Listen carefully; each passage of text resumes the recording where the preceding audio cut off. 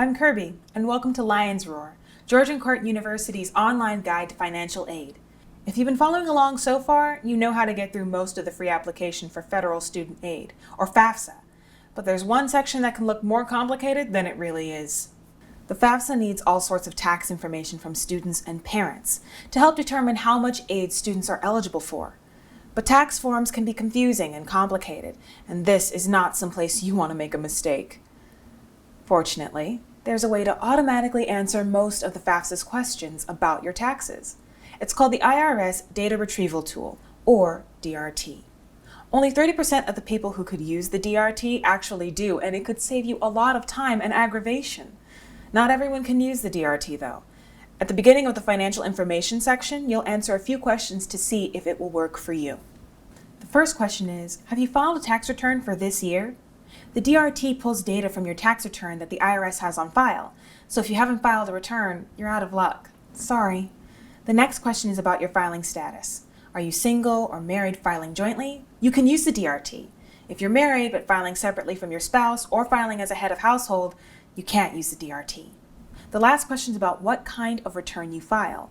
Are you filing a Puerto Rican tax return, a foreign tax return, or amending your tax return with the 1040X form? If any of these apply to you, you can't use the DRT. Remember, the FAFSA needs this information from both parents and students. It might be that one of you can use the DRT and the other can't. For instance, if the student files as single but the parents are married and file separately, the student could use the DRT, but their parents could not. If after answering these questions you can use the data retrieval tool, click the button that says Transfer from IRS. You'll see a window that reminds you that you're leaving the FAFSA website. Click Proceed. The next screen you'll see will be on the IRS end of the DRT. Fill out the filer's information. Make sure you know whether the FAFSA wants the student's or the parent's information. The name, social security number, address, and everything else must exactly match what's on the tax return. Once the system finds the return, it'll ask for your permission to transfer the information to the FAFSA. And voila! You'll see the next few questions on the FAFSA are already filled in with transferred from the IRS. Even though most of the questions have been taken care of, there are a few things that won't be transferred. You'll have to answer these questions manually. Make sure to read each one carefully so you know what is being asked. Most of the answers are things that wouldn't be on your tax return, like untaxed income. Untaxed income doesn't just mean Social Security disability or income benefits. It also includes things like combat pay, college grants, scholarship aid, or AmeriCorps benefits. If you don't know what a term means or have never heard of a particular form, it probably doesn't apply to you.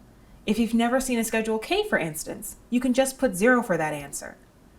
Be especially careful when filling in pension and retirement fund contributions. If your contribution is just reported on your W-2, the DRT won't transfer it. You'll have to put that in manually.